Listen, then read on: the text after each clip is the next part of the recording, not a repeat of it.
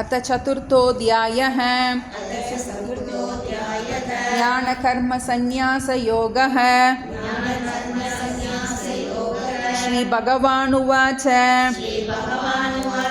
इमं विवस्वते योगं प्रोक्तवानहमव्ययम्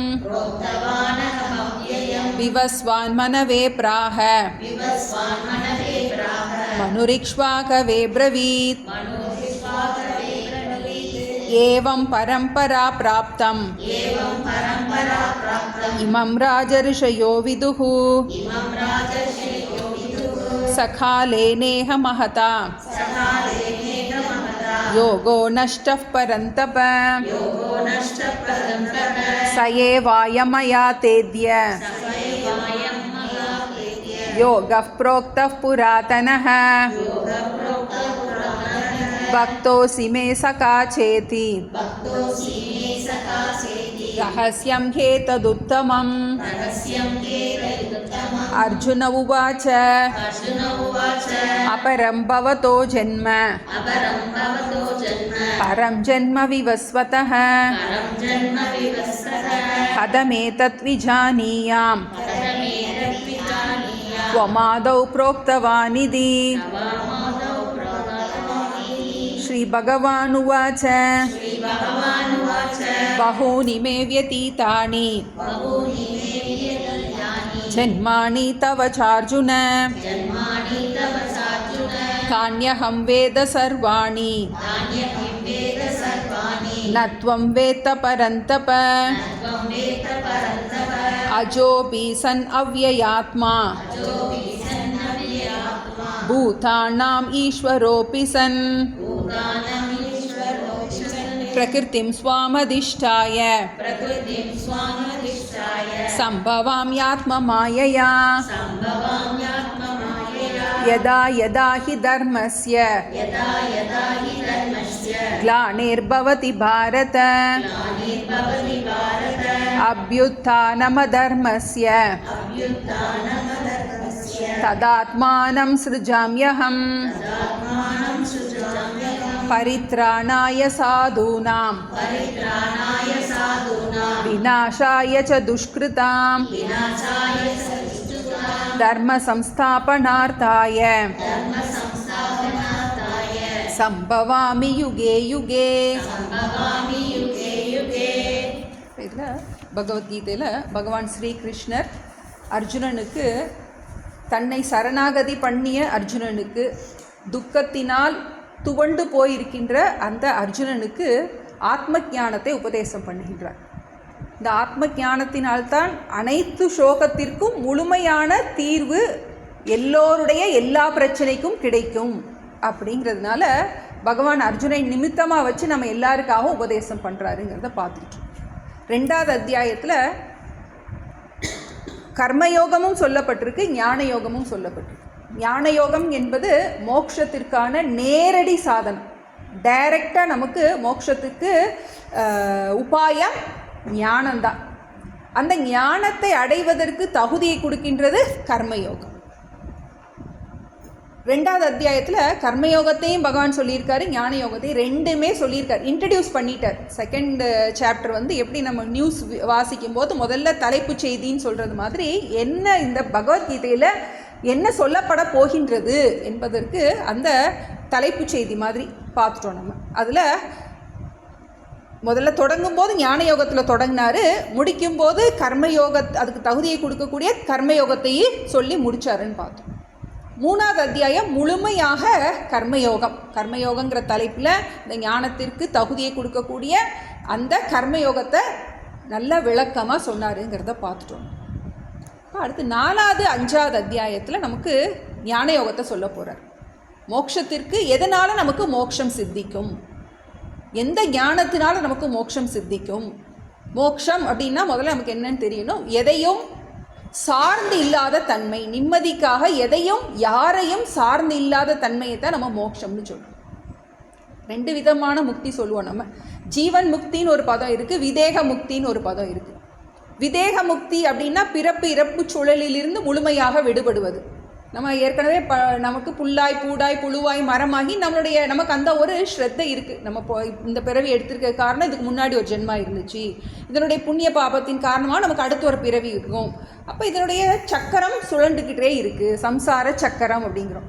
சம்சாரம் அப்படின்னா சம்யக் சரதி, சரத்தின்னா உழல்வது, நன்றாக உழல்வதுங்கிறதுக்கு பேர் தான் சம்சாரம். பிறப்பு இறப்பு சுழலில் நம்ம மாறி மாறி உழந்துக்கிட்டே இருக்கும்.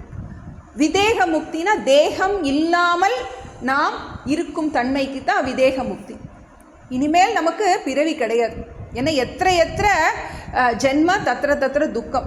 நமக்கு பாடி இருந்துச்சுன்னா கண்டிப்பாக நம்ம துக்கத்திலேருந்து என்ன பண்ண முடியாது, விடுபட முடியாது. அதான் நம்ம விதேக முக்தின்னு சொல்கிறோம். ஜீவன் முக்தி அப்படின்னா நம்ம வாழும் காலத்திலேயே நிம்மதியாக இருப்பது, நிம்மதிக்காக எதையும் சார்ந்து இல்லாமல் இருப்பது, பூர்ணமாக நிறைவோடு இருப்பது. அதான் நம்ம சிதப்பரங்க லட்சணத்தில் பார்க்குறோம். நம்ம பிரஜகாதி யதா காமான், பரிபூர்ணமாக அவன் நிம்மதிக்காக யாரையும் எதையும் சார்ந்து இல்லாமல் இருக்கின்றான். நம்ம ஆரம்பிக்கும் போது வேர்ல்டு டிபெண்டன்ஸில் இருக்கோம், நிம்மதிக்காக உலக மக்களை சார்ந்து இருக்கோம். அப்புறம் கொஞ்சம் நம்மளால் முடியல அப்படிங்கிறோட கடவுளை துணைக்கு கூப்பிட்றோன்னு பார்த்தோம். World dependence to God dependence. இப்போ நிறைய பிரார்த்தனை பண்ணுறோம், கர்மா பண்ணுறோம், பூஜை பண்ணுறோம், விரதங்கள் இருக்கிறோம். அப்படி இருந்தாலும் நம்மளால் முழுமையாக துக்கத்திலேருந்து விடுபட முடிய மாட்டேங்குது. செஞ்சு பார்த்ததுக்கப்புறம் தெரியும் நம்ம ஏதோ ஒரு இடத்துல நமக்கு ஸ்டக்காகி போய் நிற்கும், நம்மளை மீறி ஏதோ ஒன்று இருக்குது. இப்போ நம்முடைய பிராரப்தத்தில் பிரபல பிராரப்தம், துர்லப பிராரப்தம், 2 பிராரப்தம் சொல்லுவோம். துர்லபம்னா ரொம்ப வீக்கான பிராரப்தம், அது நமக்கு பிரார்த்தனைனால இதனால் சரி பண்ண முடியும். பிரபல பிராரப்தம்னா நம்ம ரொம்ப ஸ்ட்ராங்கான பிராரப்தம், நம்மளுடைய பிரச்சனை ரொம்ப ஸ்ட்ராங்காக இருக்குது அப்படின்னா என்ன பண்ண முடியாது, அதை நம்ம அனுபவிச்சு தான் தீரும்.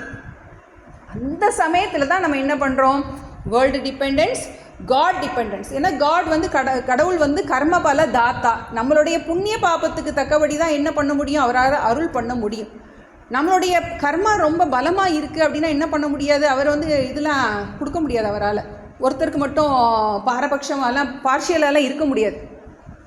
உனக்கு எவ்வளோ கர்மா இருக்கோ, உனக்கு எவ்வளோ புண்ணியம் இருக்கோ அதுக்கு தக்கபடி தான் நான் சுகத்தை கொடுப்பேன். என்ன பண்ண முடியாது, அதில் வந்து விதிவிலக்கெல்லாம் நம்ம கொடுக்க முடியாது. அந்த சமயத்தில் அந்த கடக்க முடியாத அந்த துக்கத்தை, அந்த பிரபலமான பிராரப்தம் வரும்போது அப்போ தான் இந்த ஞான யோகத்துக்கு நமக்கு வரோம். அது வரைக்கும் நம்ம கண்டுக்க மாட்டோம். நம்மளால் சமாளிக்க முடியுதான்னு பார்ப்போம், பிரார்த்தனை பண்ணி சமாளிக்க முடியுதான்னு பார்ப்போம். அதுவும் பண்ணி என்னால் முடியலை அப்படிங்கும் போது எங்கே பண்ணுறோம், நம்ம இந்த ஆத்ம ஞானத்துக்கு வரோம். World dependence, God dependence, self dependence. இப்போ இந்த ஞானத்தை சொல்கிறார். இப்போ இந்த 4வது அத்தியாயம் 5வது அத்தியாயம் 2மே முழுமையாக அந்த மேலான ஞானத்தை, இது கொஞ்சம் டஃப்பான சப்ஜெக்ட், அதனால ஞான யோகத்துக்கு 2 சாப்டர் வந்து என்ன பண்ணிட்டாரு, அலாட் பண்ணிட்டார். எடுத்தோடனே பகவான் வந்து இந்த ஞானத்தை ஸ்துதி பண்ணுறாருன்னு பார்த்தோம். இந்த ஞானமானது எப்படிப்பட்ட ஞானமானது, முழுமையாக எல்லா துக்கத்துக்கும் மருந்தாக இருக்கக்கூடிய இந்த ஞானமானது, நான் சிருஷ்டி தொடங்கும் போது சூரியனுக்கு சொல்லி கொடுத்தேன், சூரியன் மனுவுக்கு சொன்னான், மனு இக்ஷ்வாவுக்கு சொன்னான் அப்படின்னு இந்த ஞானத்தோடைய மகிமையை சொல்கிறார். பகவான் படைக்கும் போதே, இந்த உலகத்தை படைக்கும் போதே இந்த உலகத்தில் எப்படி கஷ்டமில்லாமல் வாழ்கிறதுங்கிற வழியை சொல்லி கொடுத்து தான் நமக்கு படைச்சிருக்க. இது நமக்கு நம்மளுடைய வேதங்களில் கொடுக்கப்பட்டிருக்கு. வேதம், வித்துனாலே ஞானம், அறிவு, ஒரு நாலேஜ். எப்படி வாழ்வது, துன்பம் இல்லாமல் எப்படி வாழ்வது அப்படிங்கிறதுக்குரிய அந்த மேனுவல் மாதிரி நமக்கு அந்த வேதங்களில் கொடுக்கப்பட்டிருக்கு.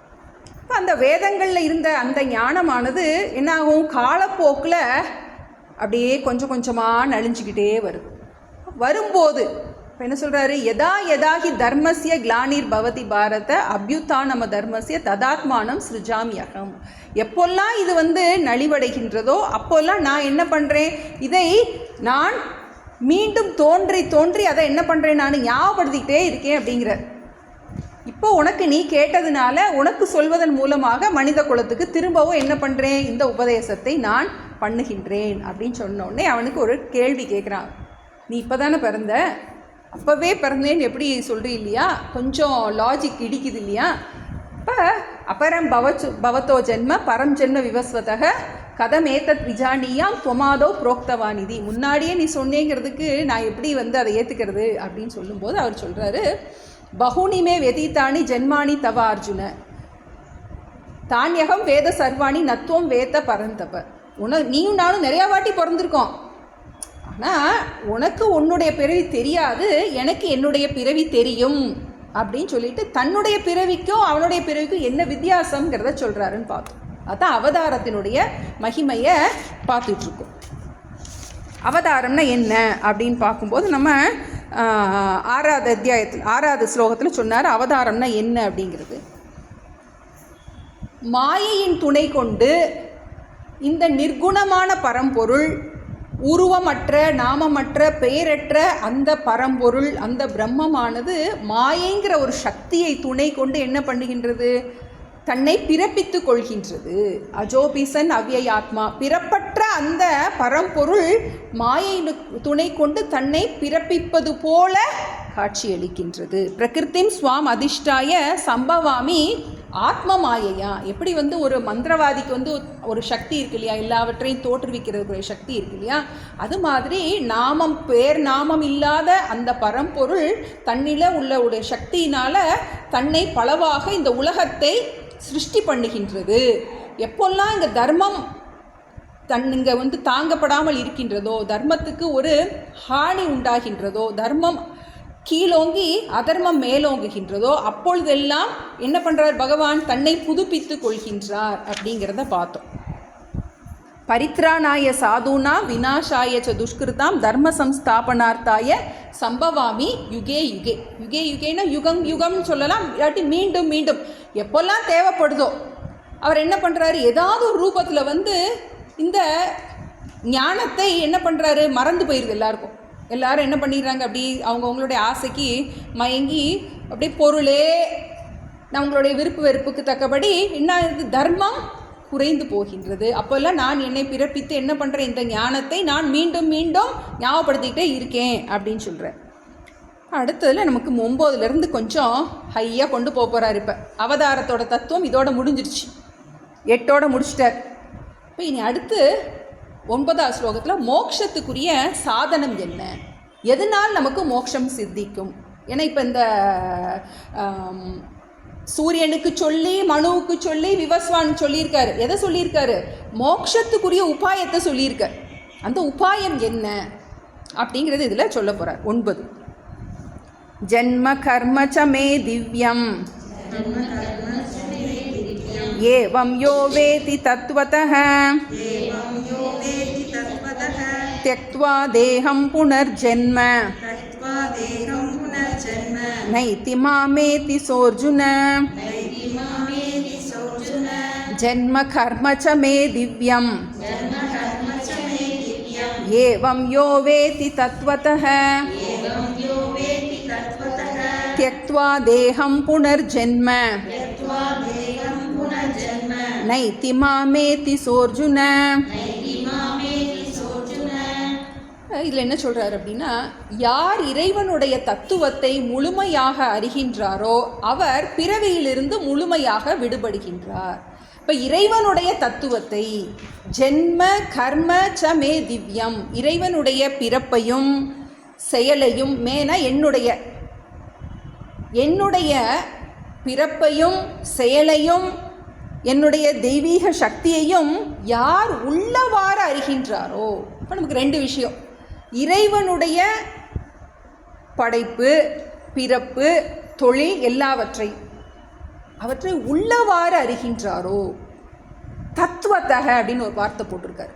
இப்போ நம்ம பேசிக்காக படிக்கும்போது முதல்ல ஆரம்பத்தில் இறைவன் ஒரு கோயிலில் இருக்கார் அப்படின்னு என்ன பண்ணுறோம், ஒரு உருவத்தை கொடுத்து அவருக்கு ஒரு பேரை கொடுத்து என்ன பண்ணுறோம், நம்ம அப்படி தான் இறைவனை நம்ம முதல்ல இன்ட்ரடியூஸ் பண்ணுறோம்.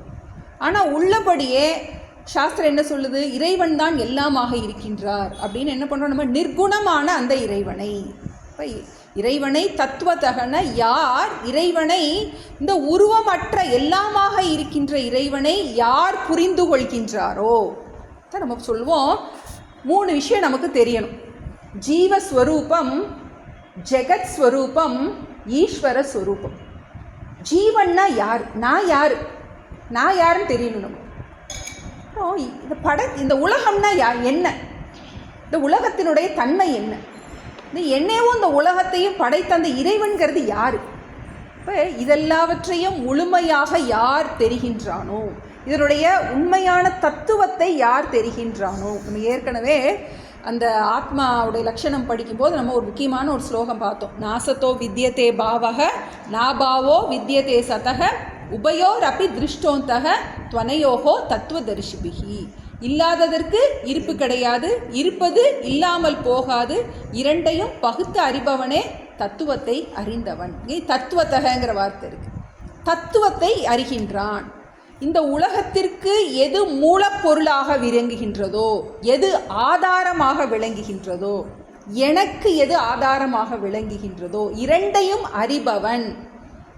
இந்த சரீரத்துக்கு எது ஆதாரமாக விளங்குகின்றதோ, இந்த உலகத்திற்கு எது ஆதாரமாக விளங்குகின்றதோ, ஈஸ்வரனுக்கு எது ஆதாரமாக விளங்குகின்றதோ அதை அறிபவன். மூணுக்குமே இருக்கிற ஆதாரம் ஒன்று தான்.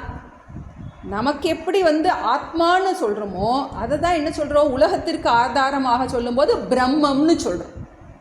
எப்படி கம்மல் இருக்குது, மூக்குத்தி இருக்குது, வளையல் இருக்குது, அதுக்கு உருவம் வேறு வேறாக இருக்குது, பெயர் வேறு வேறாக இருக்குது, ஆனாலும் அதனுடைய மூலப்பொருள், அதனுடைய ஆதாரம் என்ன? தங்கம்தான். அது மாதிரி இந்த ஷரீரத்துக்கும் இந்த உலகத்துக்கும் இறைவனுக்கும் உள்ள ஆதாரமானது ஒன்றே. இதை யார் அறிகின்றானோ, தன்னையும் தனக்கு ஆதார தலைவனையும் கண்டானேன். கைவல்ய நவனியத்தில் பாட்டு வருது, தன்னையும் தனக்கு ஆதார தலைவனையும் கண்டானேன், பின்னை அத்தலைவன் தானாய் பிரம்மமாய் பிறப்பு தீர்வன். உன்னை நீ அறிவாயாகில் உனக்கு ஒரு கேடும் இல்லை, என்னை நீ கேட்கையாலே ஈது உபதேசித்தேன். உன்னையும் அறியணும், தன்னையும் தனக்கு ஆதார தலைவனையும். இப்போ நம்மளை எப்படி விசாரம் பண்ணுறோமோ, நான் இந்த உடல் இல்லை மனம் இல்லைன்னு என்ன பண்ணுறோம், நம்மளை விசாரம் பண்ணுறோம். ஜீவாத்மா, இறைவனை என்ன சொல்கிறோம், பரமாத்மான்னு சொல்கிறோம். ஜீவாத்மா பரமாத்மா, ஜீவாத்மா பரம ஆத்மா, ஜீவாத்மா பரம ஆத்மா. ரெண்டுல என்ன இருக்கு, ஆத்மா. ஜீவாத்மா பரமாத்மா. ஜீவனுக்கும் அந்த பரமனுக்கும் எது ஆதாரமாக இருக்கின்றதோ, ஜீவனுக்கு ஆதாரமாக இருக்கின்ற ஆத்மாவையும் அந்த பரம்பொருளுக்கு ஆத்மாவாக இருக்கின்ற ஆத்மாவையும் இரண்டல்ல, இரண்டும் ஒன்றே என்று யார் புரிந்து கொள்கின்றானோ அதுதான் ஜென்ம கர்ம சமே திவ்யம். இறைவனை உருவமாக யார் புரிந்து கொள்கின்றானோ, அருவமாக யார் புரிந்து கொள்கின்றானோ, ஏவம் யக வேத்தி, யார் இதை உள்ளவாறு அறிகின்றானோ அவனுக்கு என்ன பலன் கிடைக்கின்றது. சரி, இது எதுக்காக தெரிஞ்சுக்கணும், என்னை பற்றி தெரிஞ்சுக்கிறது சரி, இறைவனை பற்றி நான் எதுக்குப்பா தெரிஞ்சுக்கிடணும், என் பிரச்சனை முடிஞ்சா போதும் அப்படின்னு நினைக்கிறேன். அவனுக்கு என்ன பலன் கிடைக்குது, தியக்த்வா தேகம் புனர்ஜென்ம நைத்தி மாமேத்தி சோர்ஜுன. அவனுக்கு என்ன கிடைக்குது, இந்த தேகத்தை விட்டு விட்டு, தேகம் தியக்த்வா புனர்ஜென்ம ந வித்தியத்தே, யார் இந்த உண்மையை அறிந்து கொள்கின்றானோ, இறைவனுடைய உண்மையான தத்துவத்தை, தன்னுடைய உண்மையான தத்துவத்தை யார் உள்ளவாறு அறிந்து கொள்கின்றானோ அவன் என்ன பண்ணுறான், தியக்த்வா தேகம் புனர்ஜென்மன வித்தியத்தே, இந்த ஷரீரத்தை விட்டதுக்கு அப்பால் அவன் மீண்டும் பிறப்பதில்லை. மாம் ஏவ ஏத்தி, என்னையே அடைகின்றான் அர்ஜுனா அப்படின்னு சொல்கிறார். இது மேலான ஞானம். எடுத்தோடனே ஒரே டோஸ், பயங்கரமான ஒரு டோஸை கொடுத்துட்டார். இந்த ஸ்லோகத்துக்கு விளக்கமாக தான் இன்னும் இந்த அத்தியாயம் வரப்போகுது. புதுசாக கேட்குறவங்களுக்கு கொஞ்சம் ரொம்ப அப்படி பயமுறுத்துகிற மாதிரி இருக்கலாம், புரியும், கொஞ்சம் கொஞ்சமாக புரியும் நமக்கு. இப்போ இறைவனுடைய உண்மையான தத்துவத்தை நம்ம, ஏன்னா இது பிடிபடுறதுக்கு கஷ்டமாக இருக்கும். ஏன்னா சங்கு சக்கரதாரி அப்படின்னா கொஞ்சம் ஏதோ உருவம் இருக்குது, ஒரு பேர் இருக்குது, சூளதாரி அப்படிங்கிறோம். அப்போ ஒவ்வொரு முருகனுக்கும் வேலு தண்டாயுதபாணி அப்படின்னு என்ன சொல்கிறோம், ஒரு உருவம் நாமம் இருந்தால் ஈஸியாக பிடிபட்டுரும். ஆனால் இது நிர்குணமான பிரம்மம், அந்த குணம் குறிகள் அற்ற அந்த பிரம்மம், அந்த இறைவன் நாமம் ஓர் உருவம் இல்லாத அந்த பரம்பொருளை பற்றி நம்ம தெரிஞ்சுக்க போகிறோம். யார் ஓர் நாமம் ஓர் உருவம் இல்லாத அந்த பரம்பொருளை புரிந்து கொள்கின்றானோ அவன்தான் பிறவி இல்லைன்னு சொல்கிறோம். ஏன் அப்படி சொல்கிறோம் அப்படின்னா, நம்ம ஒரு நாம ஒரு ரூபத்தில் போய் ஸ்டக் ஆகிட்டோம் அப்படின்னா அடுத்த ரூபம் அடுத்த நாமத்தை ஏற்றுக்க முடியாது. பல இடங்களில் பார்க்குறோம் நம்ம. அதனால தான் நம்ம நாமம் ரூபம் கடந்த அந்த இறைவனை தத்துவத்தக இறைவனின் தத்துவத்தை யார் புரிந்து கொள்கின்றானோ, அந்த உள்ளதை உள்ளவாறு யார் புரிந்து கொள்கின்றானோ அவன்தான் முழுமையாக துக்கத்திலிருந்து விடுபடுகின்றான், பிறவிச் சுழலிலிருந்து விடுபடுகின்றான் அப்படின்னு அந்த மேலான அதுன்னு சொல்ல பெரிய அந்த மேக்ஸ்லாம் பார்ப்போம். பெரிய ஒரு புக் ஒர்க்குக்கு முதல்ல இதை கொடுத்துருவாங்க. அதுக்கப்புறம் என்ன பண்ணுவோம், ஸ்டெப் பை ஸ்டெப்பாக என்ன பண்ணணும், அதை நம்ம சால்வ் பண்ணணும், அந்த ப்ராப்ளத்தை சால்வ் பண்ணணும். அது மாதிரி அடுத்த ஒவ்வொரு ஸ்டெப் பை ஸ்டெப்பாக சொல்ல போகிறார். எப்படி அப்படிங்கிறத அந்த அப்படிப்பட்ட அதுக்குரிய சாதனைகளை சொல்கிறார். இந்த மோட்சத்துக்குரிய சாதனைகள் 10. வீதராகபய க்ரோதஹ மன்மயா மாமுபாஸ்ருதாஹ பஹவோ ஞான தபசா பூதா மத்பாவமாகதாஹ வீதராகபய க்ரோதாஹ மன்மயா மாமுபாஸ்ருதாஹ பஹவோ ஞான தபசா பூதா மத்பாவம் ஆகதாஹ. ஸ்டெப் சொல்ல போகிறார். இப்போ இந்த மேலான ஞானத்தை தெரிஞ்சுக்கிறதுக்கு நமக்கு என்ன குவாலிஃபிகேஷன் வேணும்? ஏன்னா ஒரு காலேஜுக்கு போகணும் அப்படின்னா ஒரு எம்எஸ்சி படிக்கணும்னா பிஎஸ்சி படிச்சிருக்கணும், பிஎஸ்சிக்குள்ளே போகணுன்னா +2 படிச்சிருக்கணும். இப்போ இது நமக்கு தெக்த்வா தேகம் புனர்ஜென்ம பிறவி சுழலிலிருந்தே விடுபடக்கூடிய அந்த ஞானம், அந்த ஞானத்தை அடையிறதுக்கு என்ன குவாலிஃபிகேஷன் அப்படிங்கிறத கொடுக்குறார். ஏன்னா நமக்கு ஞான யோகம்ங்கிறது ரொம்ப ஈஸி. எப்படி குவாலிஃபிகேஷன் இருந்தால் சமையல் பண்ணுறோம், நம்ம அடுப்பில் போட்டு தாளித்து எடுக்கிறதுக்கு 10 நிமிஷம் தான் ஆகும் நமக்கு. ஆனால் அதுக்கு முன்னாடி எவ்வளோ காரியம் பண்ண வேண்டியது இருக்குது நமக்கு. காய் வாங்கணும், பாத்திரம் தேய்க்கணும், அதை ரெடி பண்ணணும், மசாலா பெரிய ப்ராசஸ் இருக்குது நமக்கு. அந்த மோட்சத்தை அடைவதற்குரிய அந்த தகுதிகளை இதில் சொல்கிறார். வீத ராக பயக்ரோதாகா. ராகம்னா ஆசை, பற்று, விருப்பு. பயம்னா என்னது தெரியும் நமக்கு, அச்சம். குரோதம்னா கோபம். ஏற்கனவே பார்த்தோம் நமக்கு காம ஏஷ குரோத ஏஷகன் ரஜோகுண சமுத்பகன் பார்த்தோம். ஆசை எங்கே இருக்கோ அந்த இடத்துல பயமும் கோபமும் நேச்சுரலாக வந்துடும். ஒரு இதை ஆசைப்படுறோம் அப்படின்னா அது கிடைக்கலன்னா என்னாகும், கோபம் வரும். கிடைச்சிட்டா என்னாகும்னா பயம் வரும். எப்போ அது நம்ம விட்டு போயிருமோ அப்படின்னு என்னாகும்.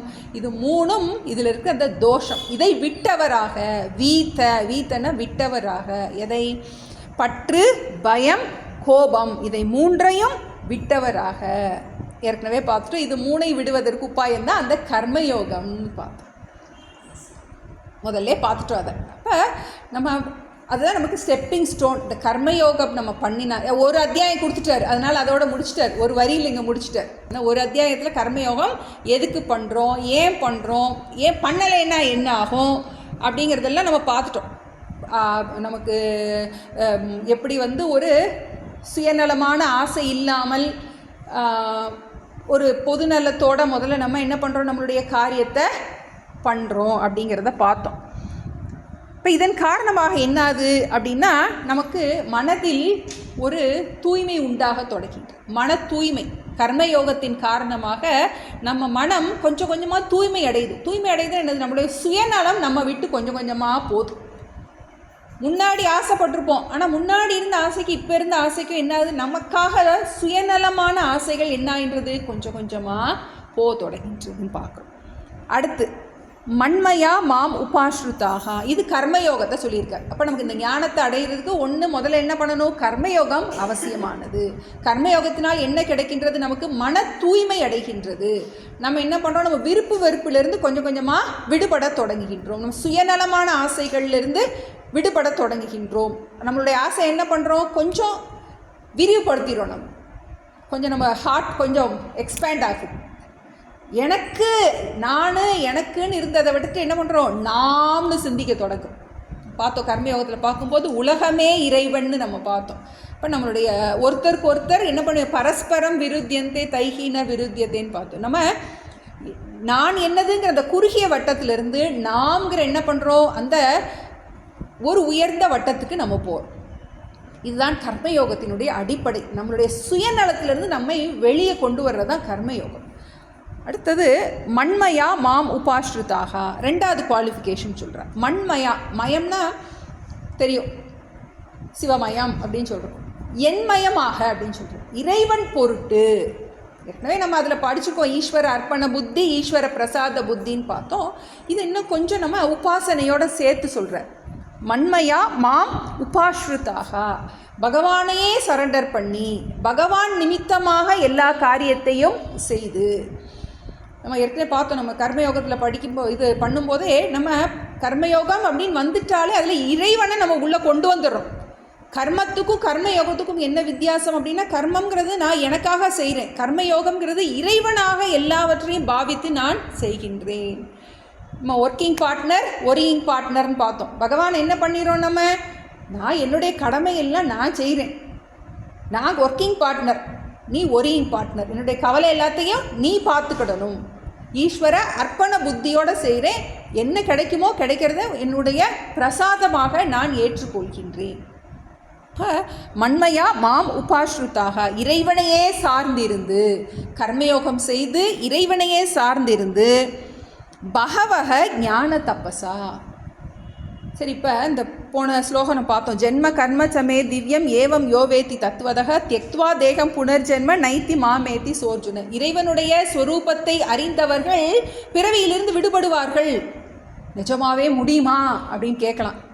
அதான் சொல்கிறாரு, பகவக ஞான தபசா, பலர், பகவகன பலர், ஞான தபசா, இந்த ஞானமாகிய தபஸை செய்து பூதா மத்பாவம் ஆகதாக, அவர்கள் என்ன பண்ணுறார்கள், இது முடியாத காரியம் கிடையாது. நிறையா பேர் என்ன பண்ணியிருக்காங்க, இந்த வாழ்க்கையில் வாழ்ந்து பிறவியிலிருந்து விடுபட்டு இருக்கின்றார்கள். இப்போ பிறவிங்கிறது எதுக்காக கொடுக்கப்பட்டிருக்கு, நம்மளுடைய சாஸ்திரத்துப்படி பிறவாமைக்காக கொடுக்கப்பட்டது பிறவி. இனி பிறவாமை இருப்பதற்காகத்தான் என்ன பண்ண இந்த பிறவி கொடுக்கப்பட்டிருக்கு. இப்போ பலர் இது மாதிரி இந்த கர்மயோகத்தில் இருந்து உபாசனையில் இருந்து மூணாவது என்ன பண்ணுறாங்க, ஞான தபசா, ஞானம் என்னும் தவத்தினால். இந்த குவாலிஃபிகேஷன் வந்தாலே என்ன ஆகும்னா நமக்கு ஞான யோகத்துக்குரிய தகுதி வந்துடும். இதனுடைய புண்ணிய வேலை பார்க்க தொடங்கிடும். நம்ம கர்மயோகமாகவும் உபாசனையோடும் பண்ண தொடங்கும் போது என்னாகின்றது, அவர்கள் ஞான யோகத்திற்கு தகுதி உடையவர்கள் ஆகின்றார்கள். அதனால் என்ன பண்ணுறாங்க, பூத்தாகா, பூத்தாகனா தன்னை தூய்மைப்படுத்தி கொள்கின்றார்கள். எதிலிருந்து தூய்மைப்படுத்தி கொள்கின்றார்கள், அஞ்ஞானத்திலிருந்து தன்னை தூய்மைப்படுத்தி கொள்கின்றார்கள். ஞானம் அவர்களுக்கு சித்திக்கின்றது. என்ன ஞானம், தன்னையும் தன்னை பற்றிய ஞானம், ஆத்ம ஞானம் படித்தோம். இந்த குவாலிஃபிகேஷன் இருந்தால் உனக்கு என்ன கிடைக்கும், அந்த ஞானம் கிடைக்கும். அந்த ஞானத்தின் வாயிலாக நீ என்ன பண்ணலாம், உன்னை நீ தூய்மைப்படுத்தி கொள்ளலாம். அப்படின்னா என்ன அர்த்தம், நான் என்னை உடலாகவும் இந்த அனாத்மாவோடு சேர்ந்து கஷ்டப்பட்டுட்டு இருந்தேன், இந்த குவாலிஃபிகேஷன் வந்துச்சுன்னா, இந்த ஞானம் வந்தால் என்ன பண்ணலாம், நீ தூய்மை அடையலாம். மத்பாவம் ஆகதாக, என்னை அடைகின்றார்கள். அப்படிப்பட்ட அந்த ஞானிகள் என்னை அடைகின்றார்கள் அப்படின்னா என்ன அர்த்தம், பிறவியிலிருந்து விடுபடுகின்றார்கள். ஏன்னா போன இதில் அர்த்தம் சொன்னார், தெக்த்வா தேகம் புனர்ஜென்மன்னு சொன்னார். இப்போ இதுலேயும் அர்த்தம் சொல்கிறார். அதுக்குரிய குவாலிஃபிகேஷன் 3 சொல்லிட்டார். கர்மயோகம், உபாசனை யோகம், ஞான யோகம், 3ஐயும் அனுஷ்டித்தவர்கள் என்ன பண்ணுறாங்க, மத்பாவம் ஆகதாக. இதுதான் ஸ்டெப்பு சொல்லிட்டார். முதல்ல ஞானத்தை சொன்னார், அதுக்கப்புறம் அந்த ஞானத்துக்குரிய படிநிலைகளை சொல்கிறார். சொன்னோன்னே இப்போ நமக்கு ஒரு டவுட் வரலாம். சரி, இவ்வளோ பெரிய விஷயமா இருக்கு, பகவான் பேசாமல் எல்லாருக்குமே ஞானத்தை கொடுத்துடலாம்ல, ஏன் எல்லாருக்கும் கொடுக்க மாட்டேங்கிறார்? இவ்வளோ பெரிய விஷயமா இருக்குது, அவர் தான் கையில் வச்சுருக்காரு இல்லையா, வச்சுருக்கிறது அவருக்கு மோட்சத்தை கொடுக்க தெரியும், எல்லாருக்கும் கொடுத்துடலாமே பேசாமல் அப்படின்னு ஒரு டவுட் வரலாம். அதுக்கு பதில் சொல்ல போகிறார். எவன் என்கிட்ட மோட்சம் வேணும்னு கேட்குறேன், எல்லாரும் என்ன கேட்குறாங்க, எனக்கு பிள்ளை கொடு, எனக்கு பணம் கொடு, அதை கொடு, இதை கொடுன்னு தான் கேட்குறாங்க. யார் என்கிட்ட கேட்குறா அப்படிங்கிறார். கேட்டால் தானே கொடுக்க முடியும் என்னால் அப்படின்னு சொல்ல போகிறேன். 11 கரெக்டா? ये यथा मां प्रपद्यन्ते तांस्तथैव भजाम्यहम् मम वर्त्मानुवर्तन्ते मनुष्याः पार्थ सर्वशः ये यथा मां प्रपद्यन्ते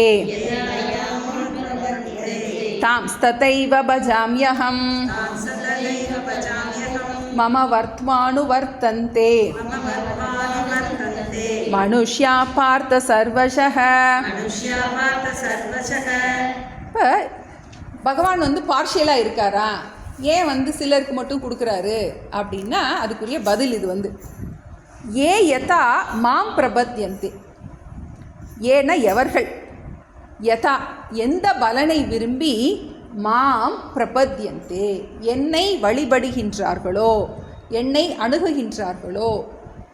இப்போ நம்ம வீட்டிலே பார்ப்போம், நிறையா பிள்ளைங்க இருப்பாங்க, வீட்டில் 4-5 பிள்ளை இருக்கிற இடத்துல எந்த பிள்ளை எதை கேட்குதோ அதான் என்ன பண்ணுவாங்க, அந்த அம்மா கொடுப்பாங்க. தோசை பிடிச்ச பிள்ளைக்கு தோசை கொடுப்பாங்க, இட்லி பிடிச்ச பிள்ளைக்கு இட்லி கொடுப்பாங்க. அது மாதிரி பகவான் என்ன பண்ணுறாரு, நீ என்ன கேட்குறியோ அதை நான் கொடுக்குறேன். நம்ம ஏற்கனவே பார்த்தோம் 4 புருஷார்த்தங்கள் பார்த்துருக்கோம், அறம், பொருள், இன்பம், வீடு. இப்போ நம்ம பேசிக்காக தொடங்கும் போதே நம்மளுடைய இச்சையெல்லாம் புலன் இன்பத்தில் தான் இருக்குது. ஏன்னா அது நமக்கு ஈஸியாக கிடைச்சிருது, அது நமக்கு டேஞ்சிபிளாக இருக்குது. இப்போ யார் என்ன கேட்குறாங்களோ அதை நான் கொடுக்குறேன். ஏ யதா மாம் பிரபத்யந்தே தாம் ததைவ பஜாமியகம், அவர்களுக்கு அதையே நான் கொடுக்கின்றேன். நீ என்ன கேட்குற, பிள்ளை கேட்டினா பிள்ளை கொடுக்குறேன், குடும்பம் கேட்டினா குடும்பம் கொடுக்குறேன். ஆனால் என்ன பண்ணுவார், அது கூட சேர்ந்து துக்கமும் சேர்ந்து வரும் நமக்கு, அது நமக்கு தெரியாது. இப்போ நம்ம என்ன பண்ணுறோம், சின்ன குழந்தை இருக்குது, இப்போ ஒரு வயசு பிள்ளை இருக்குது. 1 வயசு பிள்ளைகிட்ட என் கையில் ஒரு 100 ரூபாய் இருக்குது, ஒரு சாக்லேட் இருக்குது. சின்ன குழந்தை எதை வாங்கும், சாக்லேட்டை தான் வாங்கும். அதுக்கு என்ன தெரியாது, இந்த ரூபாவில் ஒரு 100 ரூபாய் கையில் வச்சுருக்கேன், இந்த 100 ரூபாயை வச்சு நிறைய சாக்லேட் வாங்கிக்கலான்னு என்ன பண்ணாது, அதுக்கு தெரியாது. இப்போ இதைத்தான் நம்ம என்ன சொல்லுவோம், விஷய சுகம் ஆத்ம சுகம் சொல்லுவோம், சிற்றின்பம் பேரின்பம். நம்ம என்ன நினைக்கிறோம், சிற்றின்பத்திலேயே நமக்கு பெரிய ஒரு இன்பம் கிடைச்ச மாதிரி இருக்குது. ஆனால் உண்மையில் என்ன, எப்படி அந்த 100 ரூபாயில் 100 சாக்லேட் வாங்கிடலாமோ அது மாதிரி இந்த ஆத்ம சுகத்தில் விஷய சுகம் அடங்கி உள்ளது, இது நமக்கு தெரியாது. நம்ம நினைக்கிறோம் குழந்தைகளால் பிள்ளைகளால் உலகத்தில் சுகம் இருக்குதுன்னு நினைக்கிறோம். ஆனால் ஆத்ம சுகத்தில் இந்த சுகம் அடங்கி இருக்கின்றது. எப்படி 1000 ரூபாய்க்குள்ளே 10 ரூபா உள்ள அடக்கம் இல்லையா? ஆனால் நம்ம என்ன பண்ணுறோம், ஒரு அல்பத்தனமாக என்ன பண்ணுறோம், நம்ம எப்படி ஒரு வைரக்கல்ல பகவான்கிட்ட கேட்காம எனக்கு இதை கொடு அதை கொடு அப்படின்னு கேட்டு அவர் என்ன பண்ணுவார், நம்ம கையை வச்சே நம்ம கண்ணை குத்துவார். நம்ம என்ன கேட்டோமோ அதை கொடுத்துருவார். கொடுத்ததுக்கப்புறம் என்ன ஆகும், அதில் இருக்க தோஷம் நமக்கு புரிய வரும். ஐயோ தப்பாக கேட்டுட்டோமே அப்படின்னு நம்ம அப்போ நினைப்போம். இதுதான் நமக்கு அந்த விவேகம். நமக்கு கர்மயோகம் பண்ணணுன்னா என்னாகும், நமக்கு இவ்வளோ நாள் கேட்டுட்டோம், இனிமேல் கேட்க மாட்டோம், இனிமேல் என்ன பண்ண மாட்டோம், நம்ம கேட்க மாட்டோம். அதுதான் இதனுடைய. இப்போ நமக்கு நிறைய பாடம் படிச்சுட்டோம். இதில் எல்லாம் சுகம் கிடையாது, சுகமும் துக்கமும் கலந்து தான் இருக்கின்றது. நம்ம ஏற்கனவே பார்த்தோம், அந்த விஷய சுகத்தில் இருக்கின்ற 3 தோஷம். அது என்ன இருக்குது, துக்கம், கலந்த தன்மை,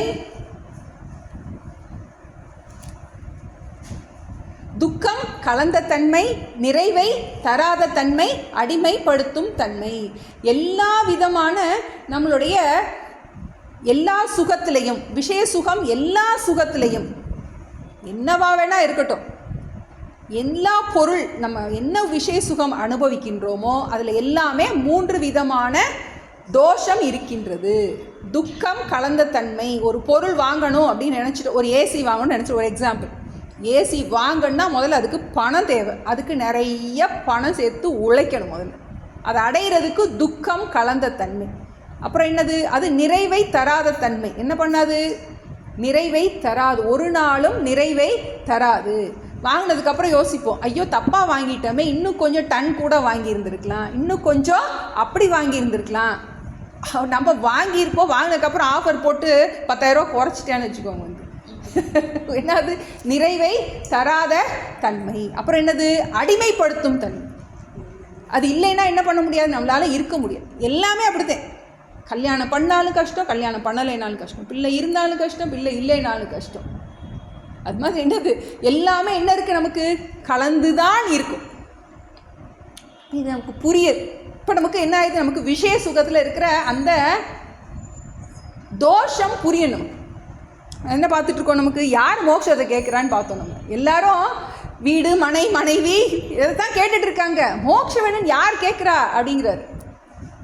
யதா மாம் பிரப, யார் யார் என்னென்ன கேட்குறாங்களோ நான் கொடுக்க ரெடியாக இருக்கேன். நான் கடையை விரித்து தான் வச்சுருக்கேன். இந்த மோட்சங்கிற கடைக்கு என்ன இல்லை, ஆள் யாரும் இல்லை. ஏன்னா என்ன, அது நம்ம எல்லாம் அந்த குழந்தை மாதிரி இருக்கும். எப்படி வந்து அந்த 100 ரூபாவில் 100 சாக்லேட் வாங்கிடலாம் அந்த புத்தி இல்லாமல் இருக்குமோ, அது மாதிரி ஆத்ம சுகத்தில் விஷய சுகம் அடக்கம். நம்ம இதை தான் பெருசாக நினச்சிட்டு இருக்கோம். மனிதர்களுக்கு அந்த விவேக சக்தி இல்லை.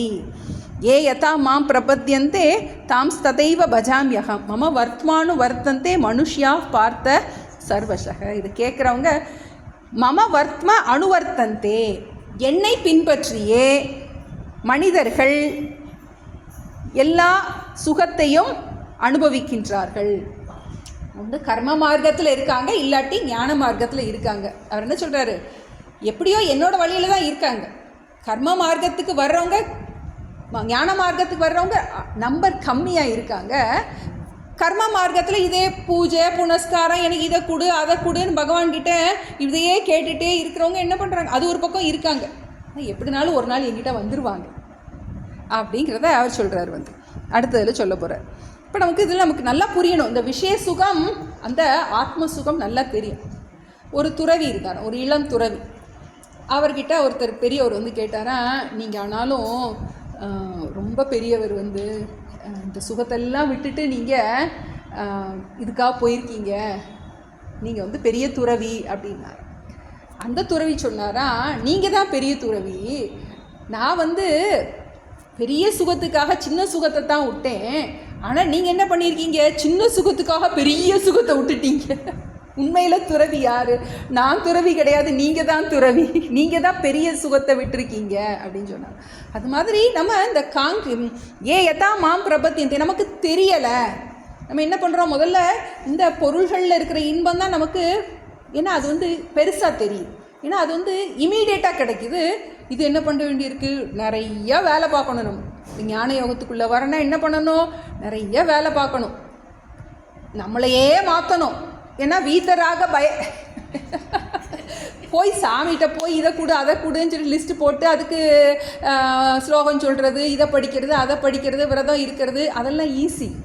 ஆனால் இங்கே என்ன சொல்லிட்டாரு, வீத்தராக பய குரோதாகான்னு சொல்லிட்டாரு. உன்னுடைய விருப்பு பயம் அது எல்லாத்தையும் விடணும், விருப்பு வெறுப்பெல்லாம் விடணும். எப்பவும் பகவானையே என்ன இருக்கணும், உன்னுடைய சிந்திக்கிற இதையே நீ மாற்றணும். அதனால என்ன பண்ணிடும், இது ஈஸியானதாக இருக்குது நமக்கு.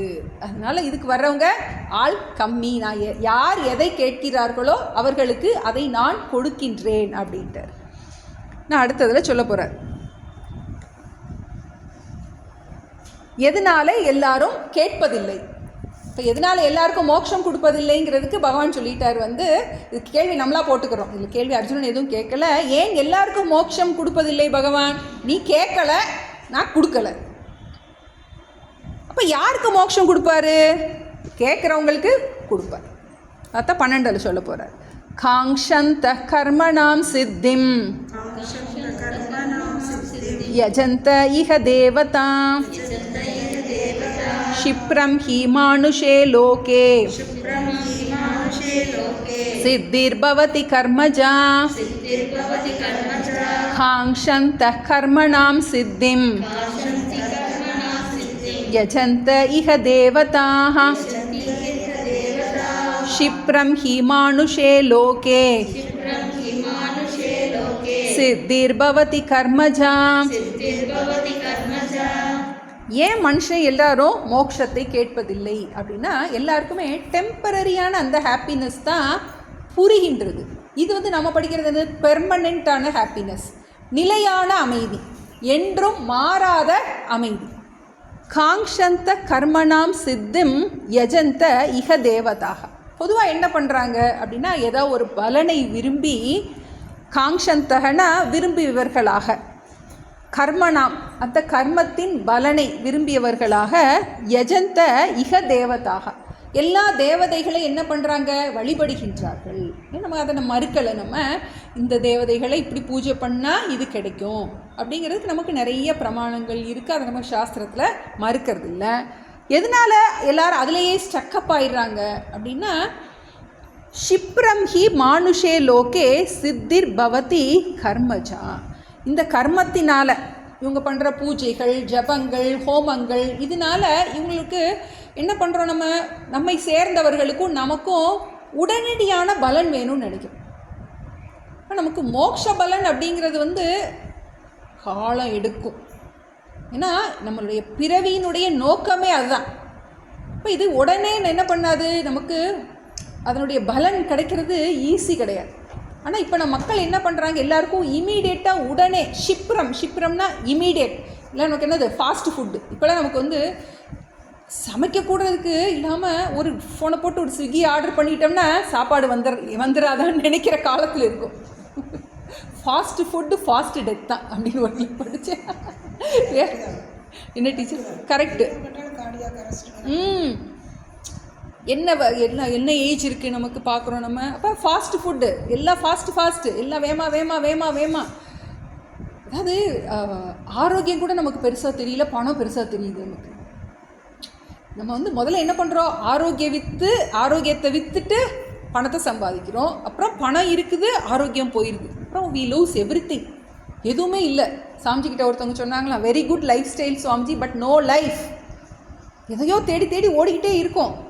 என்ன பண்ணுறோம், நம்ம பணம், பிள்ளைங்க எங்கே வெளிநாட்டில் தான் இருப்பாங்க, எங்கே இருந்தாலும் பரவாயில்ல அப்படின்னு நினைக்கிறோம்.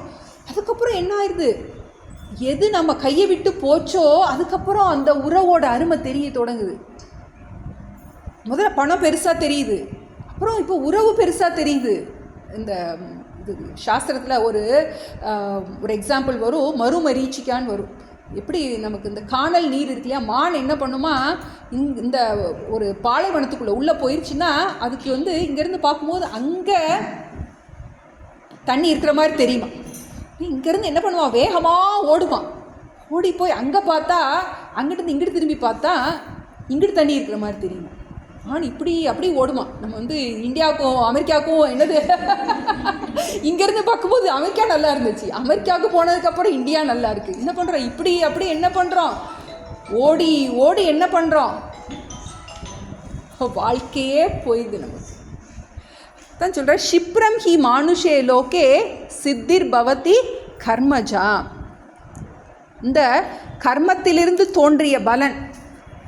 கர்மஜானா கர்மத்திலிருந்து உண்டாகின்ற அந்த சித்தி, அந்த பலனானது மனுஷ்ய லோகே, இந்த மனித உலகில் விரைவாக கிடைக்கின்றது. ஞானத்தின் பலன் பெர்மனன்ட், ஞானத்தினால் கிடைக்கின்ற பிரயோஜனமானது நிலையானது. ஆனால் அதுக்கு நிறைய காலம் எடுக்கும். இந்த கர்மத்தினால் கிடைக்கின்ற இந்த பலனானது உடனடியாக நமக்கு தெரியும். பிள்ளைகளை படிக்க வச்சா உடனே என்ன பண்ணலாம், நமக்கு அதுக்கு அடுத்த வேலைக்கு போகலாம். நம்மளுடைய பொருளாதாரங்கள், நம்ம எதையுமே மறுக்கலை, நம்ம அதெல்லாத்தையும் வேண்டான்னு சொல்லலை. அது நம்மளுடைய புருஷார்த்தம் இல்லைன்னு சொல்கிறோம். புருஷார்த்தம்னா என்ன, லட்சியம். நம்ம அறம், பொருள், இன்பம், வீடு, 4 புருஷார்த்தமே நம்ம வேணும்னு சொல்கிறோம் நம்ம. ஆனால் முழுமையான லட்சியம் எதுக்கு, அந்த மோட்சத்துக்கு. இவ்வளோ நாள் அறம், பொருள், இன்பத்திலே இருந்துட்டோம். இப்போ இனிமேல் எதுக்கு வரணும், நம்ம அந்த மோட்சத்துக்கு வரணும். ஏன்னா அதுதான் நிலையான அமைதியை நமக்கு கொடுக்கக்கூடியது அப்படிங்கிறத பார்த்துருக்கோம். இப்போ நம்ம அடுத்த கிளாஸில் இன்னும் கொஞ்சம் இதை விரிவாக சொல்ல போகிறார். இப்போ நம்ம இதை மட்டும் சாண்டிங் பண்ணிடலாம். ஜன்ம கர்ம ச மே திவ்யம் ஏவம் யோ வேதி தத்வதः त्यक्त्वा देहं पुनर्जन्म नैति मामेति सोऽर्जुन वीतरागभयक्रोधाः मन्मया मामुपाश्रिताः बहवो ज्ञानतपसा पूता मद्भावम् आगताः ये यथा मां प्रपद्यन्ते तांस्तथैव भजाम्यहं मम वर्त्मानुवर्तन्ते मनुष्या पार्थ सर्वशः काङ्क्षन्त कर्मणां सिद्धिं यजन्त इह देवताः क्षिप्रं हि मानुषे लोके सिद्धिर्भवति कर्मजा।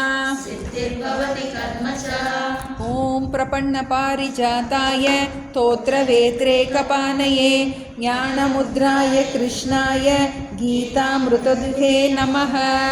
ॐ सर्वे भवन्तु सुखिनः सर्वे सन्तु निरामयाः सर्वे भद्राणि पश्यन्तु मा कश्चित् दुःखभाग् भवेत्। ॐ शान्ति शान्ति शान्तिः। हरिः ॐ सर्वं कृष्णार्पणमस्तु।